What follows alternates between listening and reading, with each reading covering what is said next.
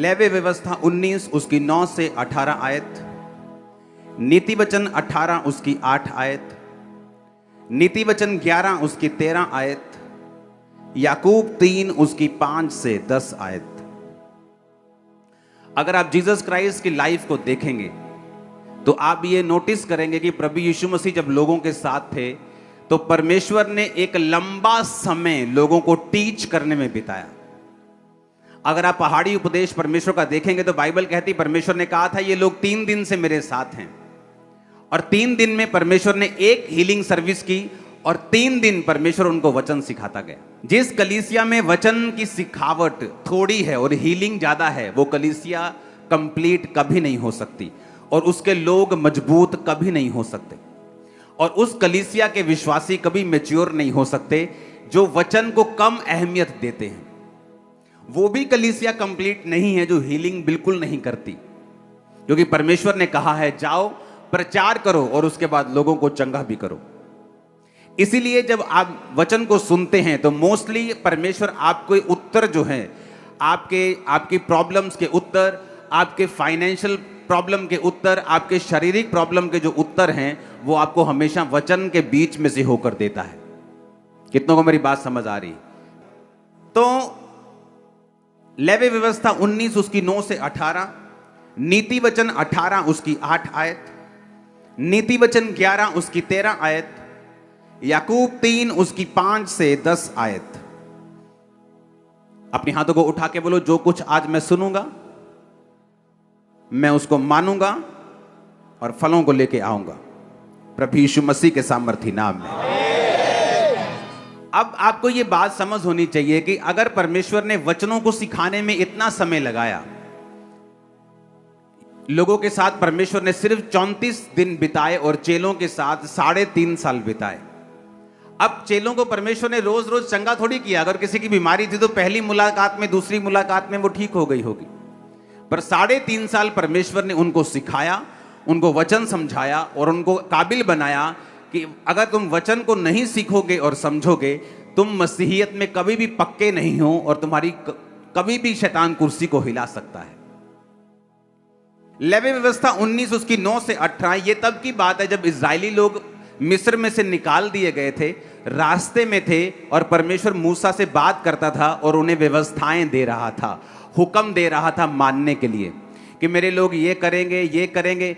कोई हुक्म अब तक नहीं दिया गया था, इसलिए परमेश्वर ने व्यवस्था उनको दी, हुक्म दिए कि तुम परिवार में कैसे चलोगे, समाज में कैसे चलोगे, लोगों में कैसे चलोगे, फाइनेंस में कैसे चलोगे, चोरी हो जाए तो क्या करोगे, कोई मार दे तो क्या करोगे। तो सारे नियम कानून जो था परमेश्वर उसे बना रहा था।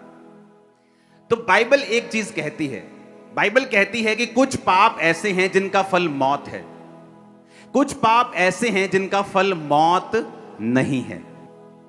पाप तो पाप ही है और वो आपकी लाइफ को घटाता ही है, लेकिन वचन कहता है कुछ पाप ऐसे हैं जिनका फल मृत्यु है, कुछ पाप ऐसे भी हैं जिनका फल मौत नहीं है।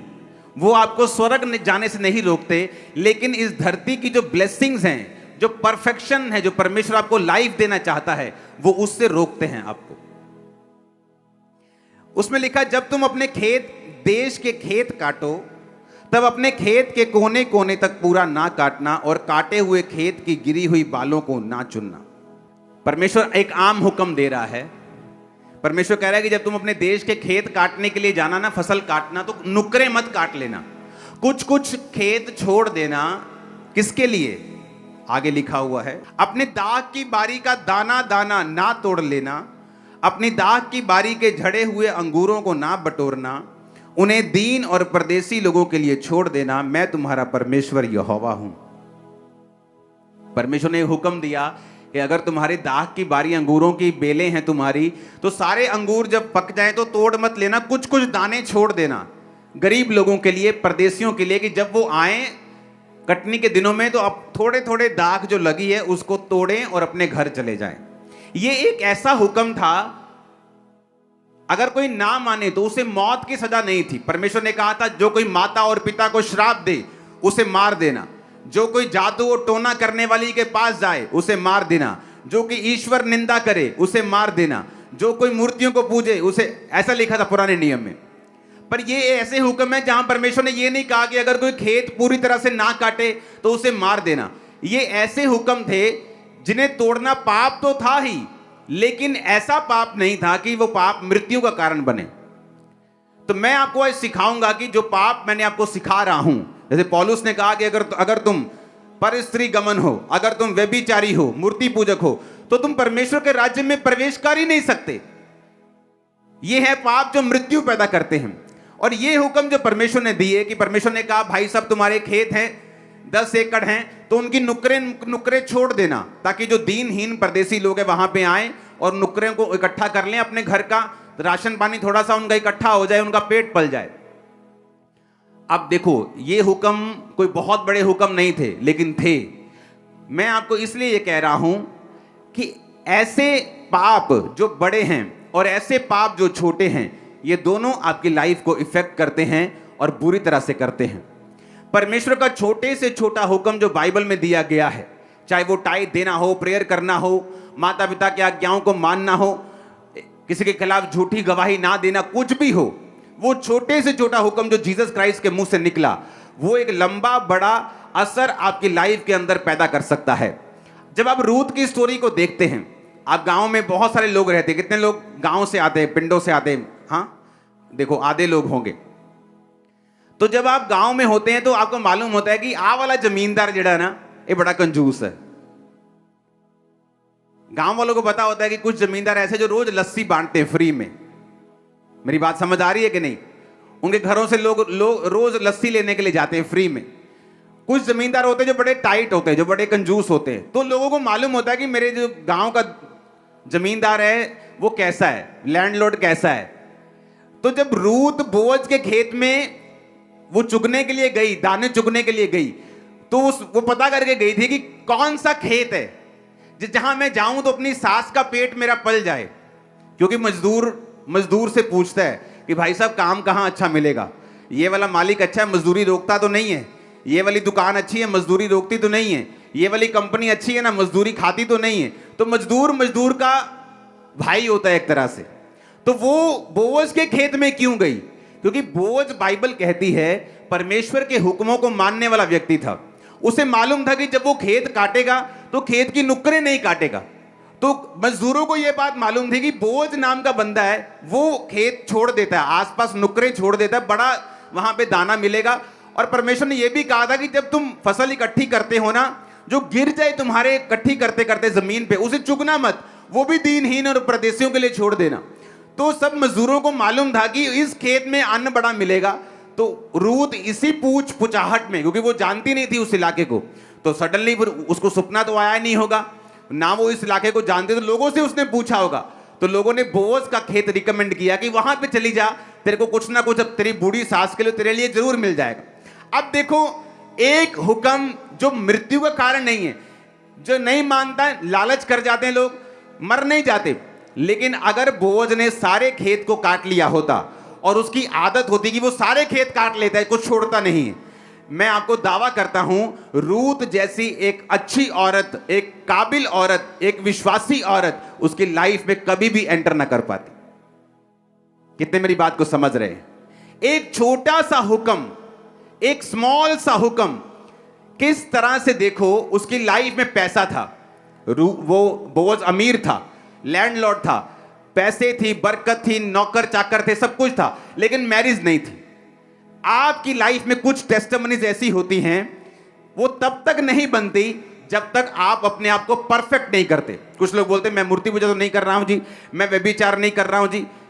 अब ये बात नहीं है। कई बार परमेश्वर आपको आपकी लाइफ की बड़ी टेस्टिमनी देने से पहले वो चाहता है आप छोटे छोटे गुनाह भी जो करते हैं उसको ना करें, परफेक्ट लाइफ रखें, ताकि परमेश्वर आपको वो लाइफ दे सके जो आपको देने के लिए, जिसके लिए आपको बुलाया गया है, जिसके लिए परमेश्वर ने आपको अपने पास बुलाया है।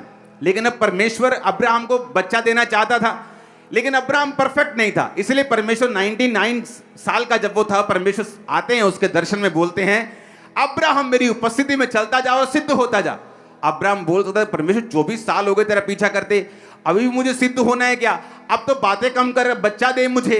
लेकिन परमेश्वर जानते थे कि जो मैं तुझे देना चाहता हूं, कई बार आपकी लाइफ में 5 टेस्टिमनीज बन चुकी हैं, बड़ी 6 टेस्टिमनीज बन चुकी हैं, लेकिन अभी भी एक ऐसी गवाही बाकी है जिस पर आपकी लाइफ डिपेंड करती है। कितने मेरी बात को समझ रहे हैं? मेरी लाइफ में ऐसा था, बहुत सी गवाहियां थी, लेकिन अभी भी कुछ टेस्टिमनीज ऐसी थी जिन पर मेरा पूरा जीवन निर्भर करता था। तो क्या करूं? खींच आती थी, खिजाहट आती थी, गुस्सा आता था, प्रभु के ऊपर निकालता था, प्रेयर बंद कर देता था, ड्रामे चलते थे, कोई फायदा नहीं होता था। फिर से दोबारा उसी प्रेजेंस में आना पड़ता था, कुड़कुड़ाकर अपनी ब्लेसिंग को मैं लेट करता था।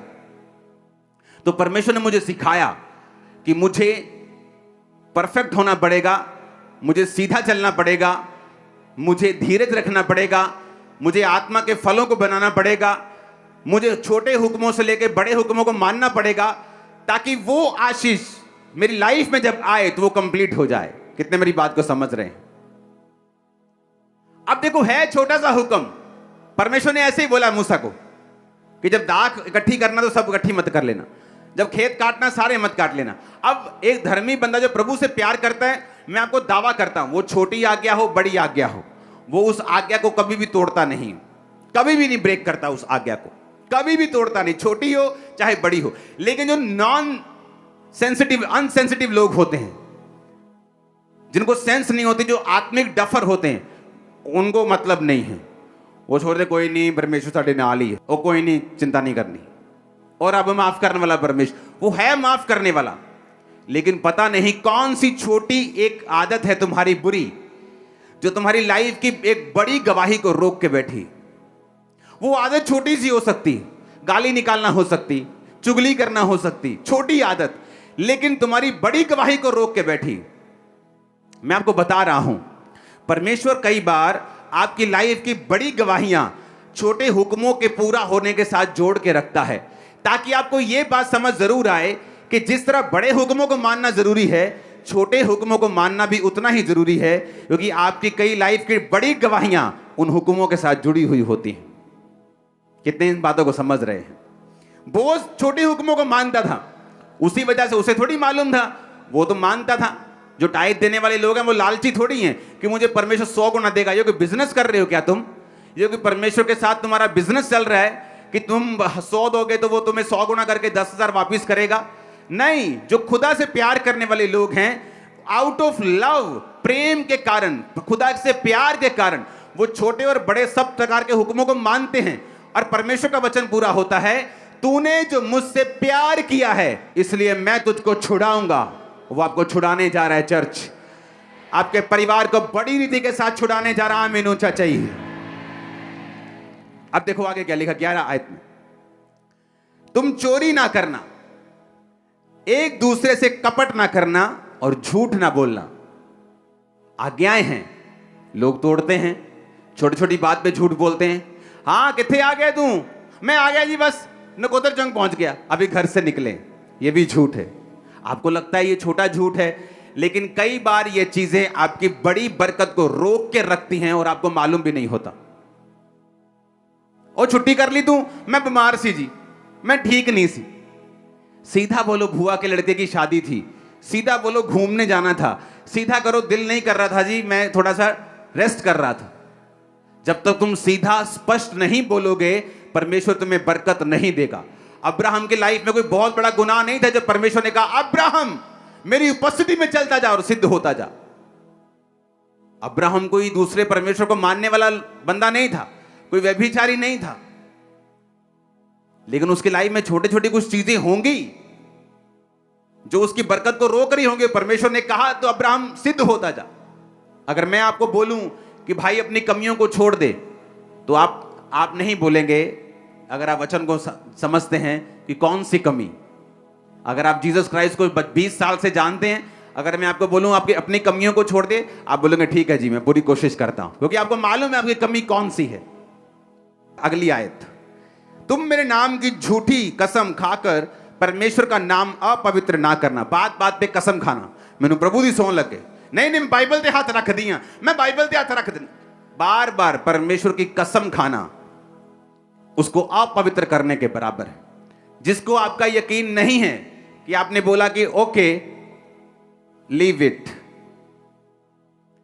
कसम खाना सही नहीं, एक दूसरे पे अंधेर ना करना, ना एक दूसरे को लूटना। मजदूर की मजदूरी तेरे पास रात सवेरे तक ना रहने पाए, किसी की मजदूरी को मत रखना। बहरे को श्राप ना देना, अंधे के आगे ठोकर ना रखना, अपने परमेश्वर का भय मानना, मैं यहोवा हूं। न्याय में कुटिलता ना करना, कंगाल का ना तो पक्ष करना, ना बड़े मनुष्य का मुंह देखकर विचार करना, एक दूसरे का न्याय धर्म से करना। लुतरा बन के अपने लोगों में ना फिरना, एक दूसरे का लहू बहाने की युक्तियां ना बांधना। हालेलुया। लुतरा, बोलो लुतरा बन के। आपको मालूम है इसका मतलब क्या है लुतरा बन के? क्यों परमेश्वर ने कहा लुतरा बन के एक अपने लोगों में ना फिरना? नीति वचन 11 उसकी 13 आयत भी यही कहती है, जो लतुराई करता फिरता वो भेद प्रकट करता है, परंतु विश्वास योग्य मनुष्य बात को छिपा रखता है। नीति वचन 18 उसकी 8 आयत भी यही कहती है, कानाफूसी करने वाले के वचन स्वादिष्ट भोजन के समान लगते हैं, वे पेट में पच जाते हैं। अगर हम इसको इब्रानी भाषा में देखें तो लतुरा का मतलब है राकील, इब्रानी भाषा का 7400वां शब्द, जिसका मतलब है स्कैंडल मॉन्गर। अगर हम इसे पढ़ेंगे बड़े ध्यान से, जो आज मैं आपको टीचिंग दे रहा हूं, ये हाई लेवल की बाइबल टीचिंग है जो आपको देना बहुत जरूरी है। जिसे आप यूनिवर्सिटीज में पाते हैं, जो बाइबल टीचिंग स्पेशल टीचिंग होती है, वो मैं आपको आज दे रहा हूं।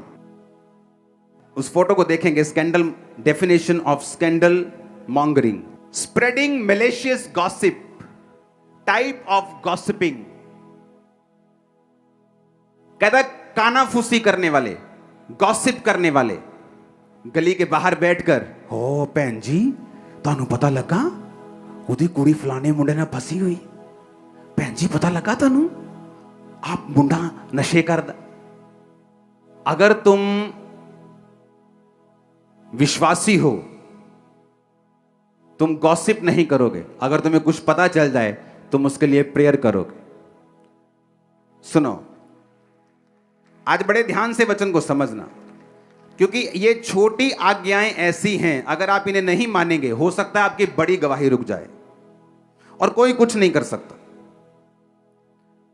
इसमें लिखा ए मैलिशियस गॉसिप। मैलिशियस गॉसिप का, मैलिशियस नाम का, जो मैलिशियस वर्ड का मतलब हम समझेंगे, इसका मतलब है दुर्भावनाशील, कि किसी व्यक्ति की गॉसिप करना दुर्भावना के साथ।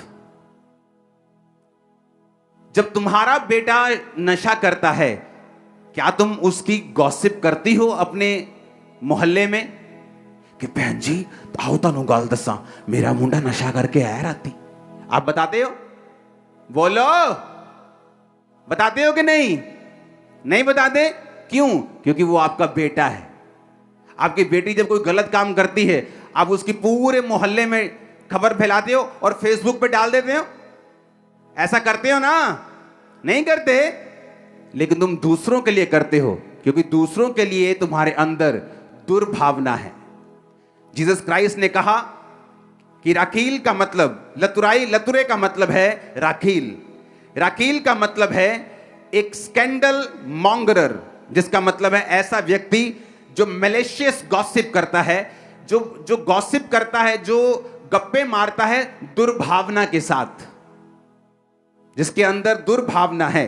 क्योंकि मैं आपको एक चीज बताना चाहता हूं, नीति वचन 11 उसकी 13 आयत का ये सार मैंने लिखा है, आप उसे देखो, जहां परमेश्वर ने कहा जो लतुराई करता फिरता वो भेद प्रकट करता, परंतु विश्वास योग्य मनुष्य बात को छिपा रखता है। ओके, इसको पढ़ेंगे सिर्फ। धर्म ग्रंथ का ये अंश हमें सिखाता है कि गप की आदत या प्रवृत्ति का मार्ग शास्त्रों में वर्जित है, कि गप्पे लगानी, गॉसिप करनी दुर्भावना के साथ किसी व्यक्ति की बाइबल में वर्जित है और ऐसा नहीं होना चाहिए। विशेष रूप से भाइयों और परिवार के सदस्यों के बीच, कौन से भाई? क्रिश्चियंस की बात कर रहा है परमेश्वर, ब्रेदरन की बात कर रहा है, भाइयों की बात कर रहा है, विश्वासियों की बात कर रहे हैं। हाँ, और परिवार के सदस्यों के बीच इसे प्रोत्साहित नहीं किया जाना चाहिए, ना शामिल किया जाना चाहिए। कहानी केवल झूठ या अर्ध सत्य तक ही सीमित नहीं है, इसमें वे चीजें भी शामिल हैं जो वास्तव में सच हैं, जो किसी व्यक्ति के बारे में अपमानजनक भी हैं। आज के परिच्छेद में प्रभु किसी व्यक्ति की असफलताओं के बारे में बुरी खबर लाने या दूसरों की गलतियों और पापों के बारे में गपशप करने की आदत पर रोक लगाते हैं। जैसे जैसे एक ईसाई आत्मा में परिपक्व होता है, लिखा जैसे जैसे एक ईसाई, एक मसीही आत्मा में परिपक्व होता है, वो दूसरे व्यक्ति की अचीवमेंट्स को और अच्छी चीजों को सुनना चाहता है। सिलेंडर करना, गॉसिप करना, बदनामी करना, गपशप करना, चरित्र हनन करना, ये शैतानी विशेषताओं की अभिव्यक्तियां या प्रमाण हैं। एक ऐसा व्यक्ति जो चर्च में है और उसका काम सिर्फ एक दूसरे की कमियों को एक दूसरे पे जाहिर करना है, वचन कहता है कि ये शैतानी विशेषताओं का प्रमाण है। ये उस व्यक्ति की लाइफ में डेविल की उपस्थिति का एक प्रमाण है, एक प्रूफ है कि इस व्यक्ति में परमेश्वर का आत्मा नहीं, शैतान का आत्मा है।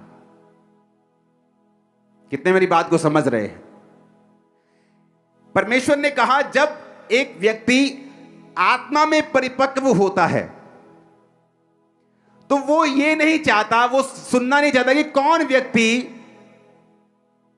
कौन सी गप्पे लगाने की कोशिश कर रहा है या उस व्यक्ति की लाइफ में क्या हो रहा है। अगर उसे कोई बुरी न्यूज मिलती है, क्योंकि आप सब लोग जब मसीह में आते हैं, आप जीसस क्राइस्ट नहीं हैं, आप गलती करेंगे, लेकिन अब मैं आपकी गलती को इंटरनेट पे डाल दूं या मैं आपको समझाऊं और आपके लिए प्रेयर करूं, या मैं आपकी गलती को फिर अपनी टीम को इकट्ठा करके चुगलियां करूं आप लोगों की कि आप ऐसे हैं, उस व्यक्ति ने ऐसा किया, वो ऐसा।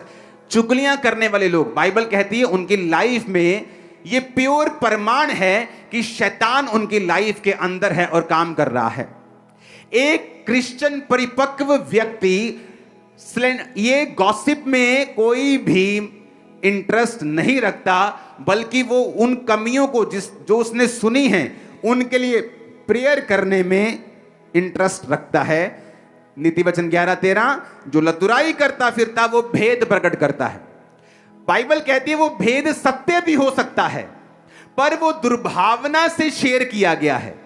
एक शेयर है जो मैं आपके साथ कर रहा हूं कि यार उस बंदे के लिए प्रेयर करना, अच्छा सीरियस प्रेयर करना। मैं अपनी टीम को बोल सकता हूं वो थोड़ा गिर गया है, वो शराब में चला गया है, चलो जाओ उसके लिए प्रेयर करो। एक ये है, एक है चल भैन जी तनु लगा बता वो फिर तो दारू पीने लग गया।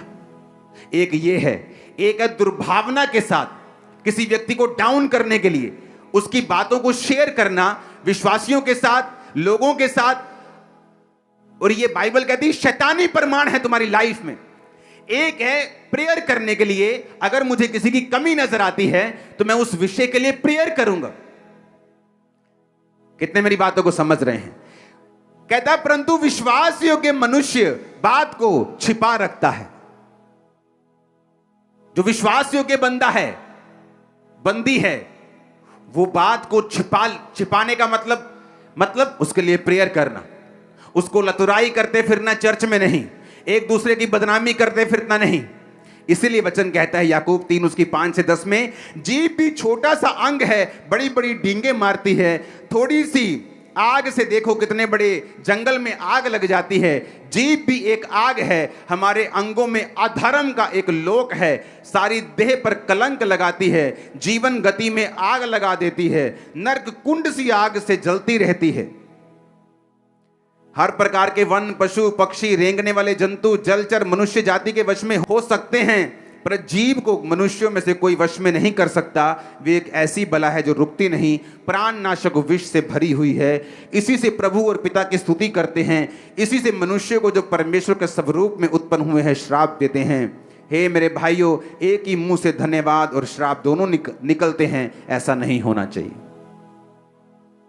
उसने कहा जीभ तुम्हारे जीवन में अधर्म का लोक है, नरक कुंड की आग से जलती रहती है। जो व्यक्ति इसको काम में लाना नहीं जानता वो इसका फल पाएगा। कितने इन बातों को समझ रहे हैं?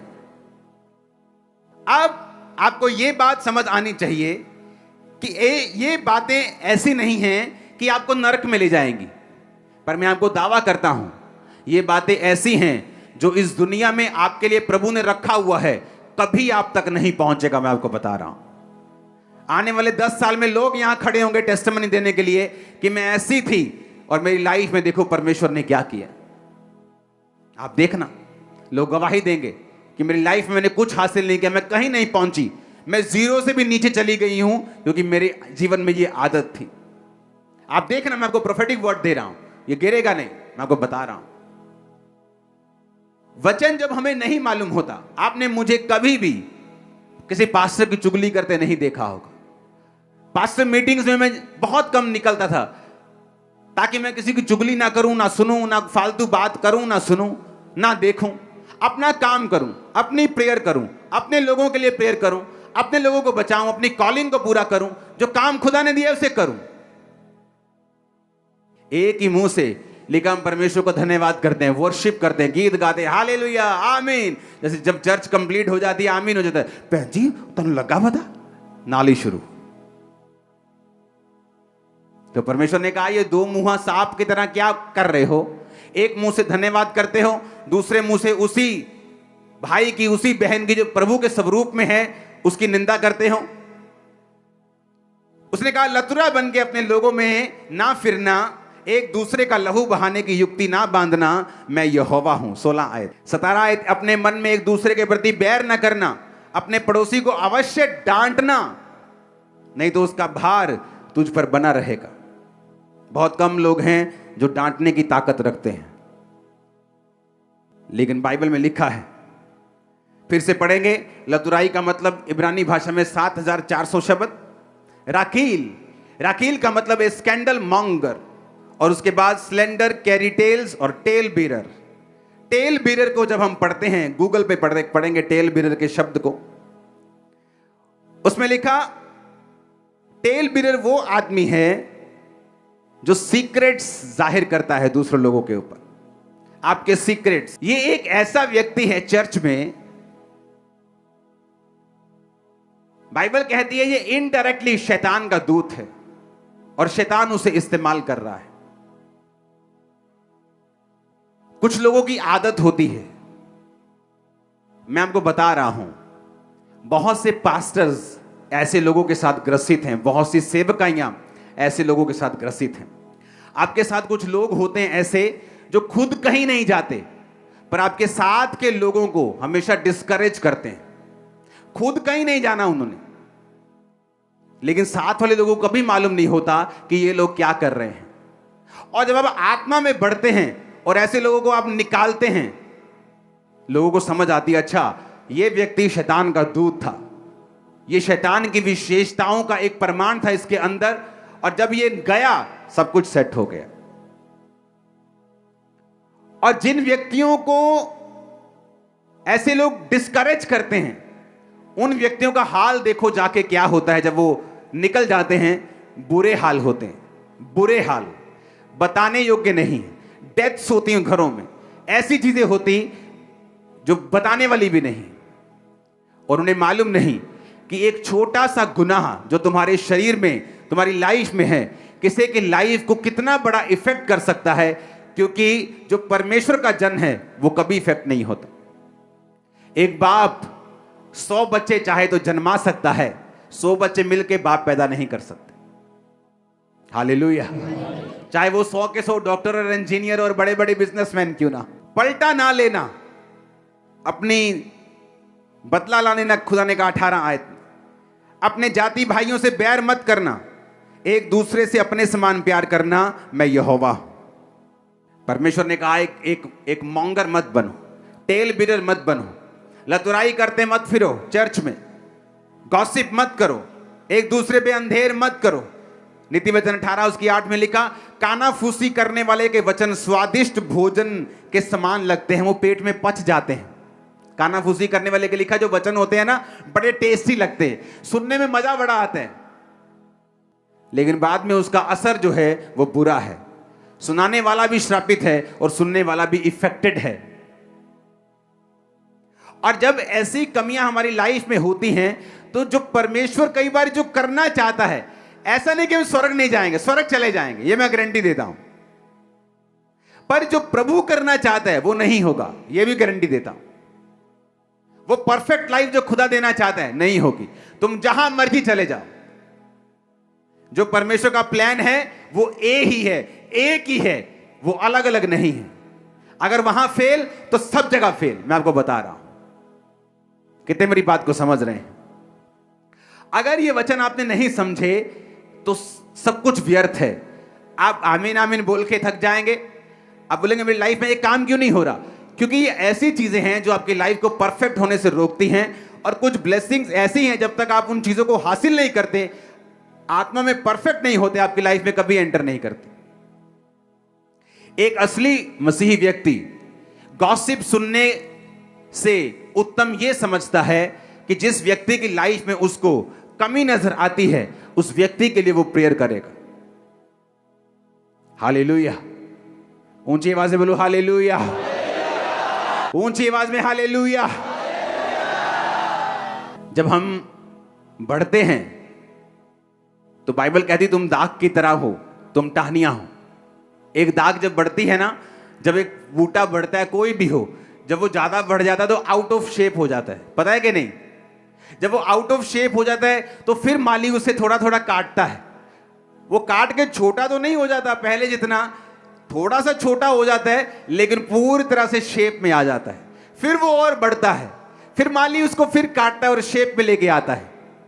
बाइबल क्या कहती है? उसने कहा अपने पड़ोसी को अवश्य डांटना। पड़ोसी कौन? आपका नेबर नहीं, जो आपके मकान में रहता है, आपके मकान के साथ, वो उसकी बात नहीं कर रहा। पड़ोसी का मतलब जो आपके सबसे करीब है, जिसको आप जानते हैं। मुझे याद है जब मैं अपने स्पिरिचुअल फादर के पास नाइजीरिया में जाया करता था, तो वहां पे अच्छी तरह से मेरी धुलाई होती थी, आत्मिक धुलाई। तो सारी कमियां वहां निकल जाया करती थी। तुम्हारी लाइफ में एक भी जन ऐसा नहीं है जो तुम्हें डांट सके। जिसको बाप ने नहीं डांटा, मेंटर ने नहीं डांटा, उसको दुनिया ने डांटा है, उस दुनिया ने उसको मारा है। जिसने बाप की मार खाई है, उसने दुनिया को नचाया है अपने इशारों पर। मैं आपको बता रहा हूं, उसको दुनिया नहीं नचा सकी, उसको दुनिया घुमा नहीं सकी, उसको दुनिया मार नहीं सकी। तुम्हारी लाइफ में एक बंदा भी ऐसा नहीं है जिसकी तुम डांट खा सको। शर्म आनी चाहिए। बाइबल कहती है चुगलियां करने वाले लोग, गॉसिप करने वाले लोग। फिर से पढ़ेंगे उस हिंदी के पदों को, उस बाइबल टीचिंग को पढ़ेंगे फिर से।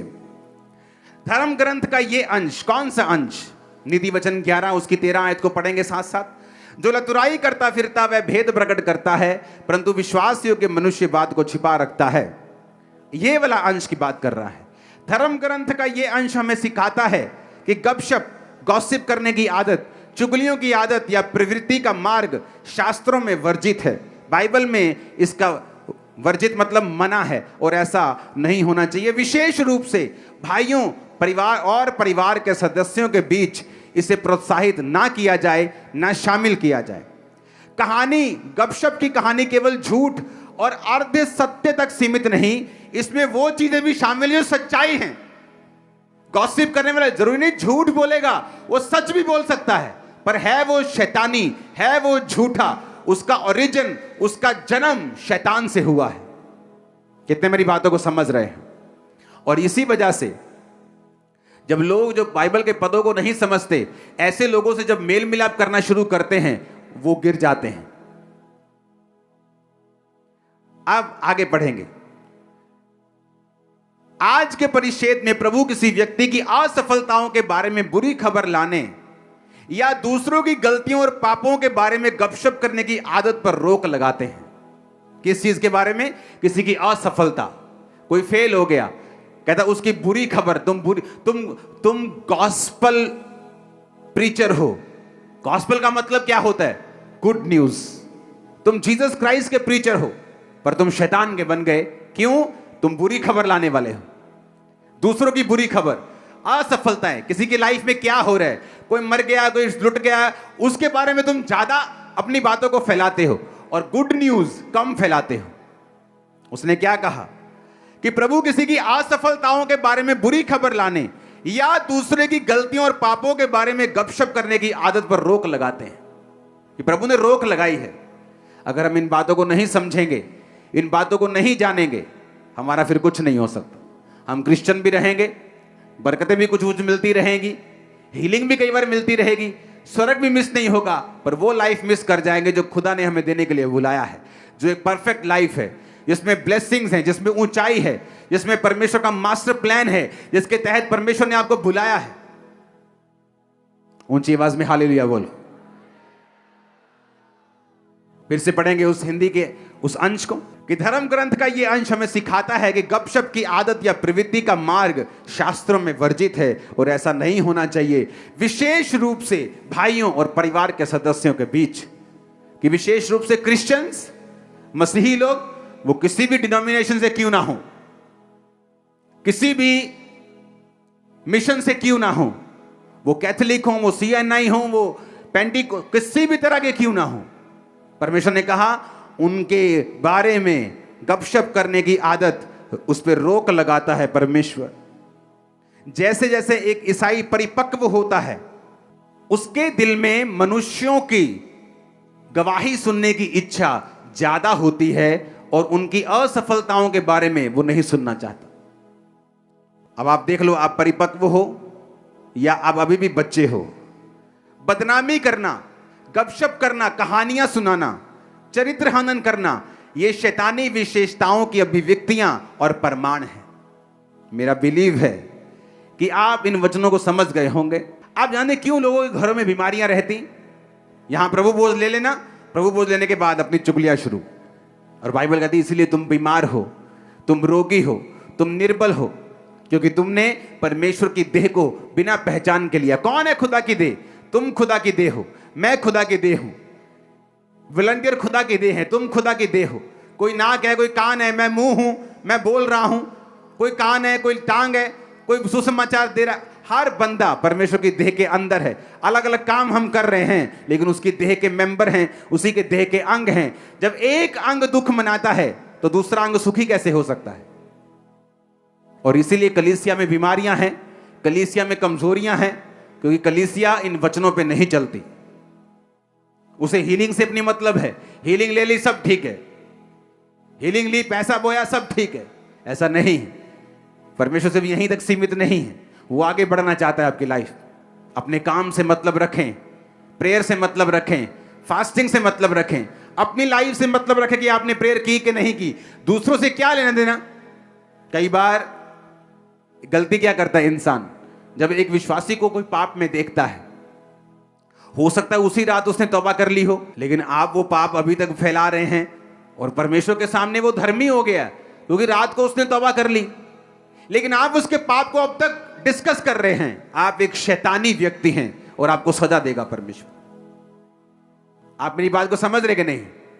जब आप उस व्यक्ति की बात कर रहे हैं, सिलेंडर कर रहे हैं उसको, आप टेल बीरर हैं, आप मैलिशियसली, आप दुर्भावना से उसकी बातों को शेयर कर रहे हैं, खुदा पूछता है ये किसकी बात कर रहा है?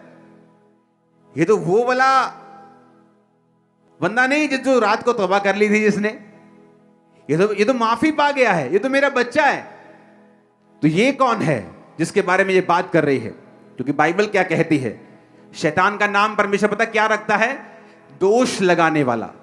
शैतान की आदत है, वो आपके विषय में प्रभु के सामने दोष लगाता है। ये देख तेरा बंदा, ऐसा इसको मार के देख, तेरा नाम नहीं लेगा, अच्छा इसको बीमार करके देख, तेरा नाम नहीं, दोष लगाता है। और जब एक विश्वासी को आप ये काम करता हुआ देखें, आप उसके पीछे नोट कर लेना, मेरी बात को कभी गलत नहीं होगी, उसके पीछे शैतान नहीं है, प्योर शैतान है, प्योर वाला। बोलते ना यार देसी घी नहीं मिलता जी, शुद्ध मिलता है देसी। तो समझ लेना कि शुद्ध शैतान इस बंदे के अंदर है। और मोस्टली ऐसे विश्वासियों के रूप में आपको मिलेंगे।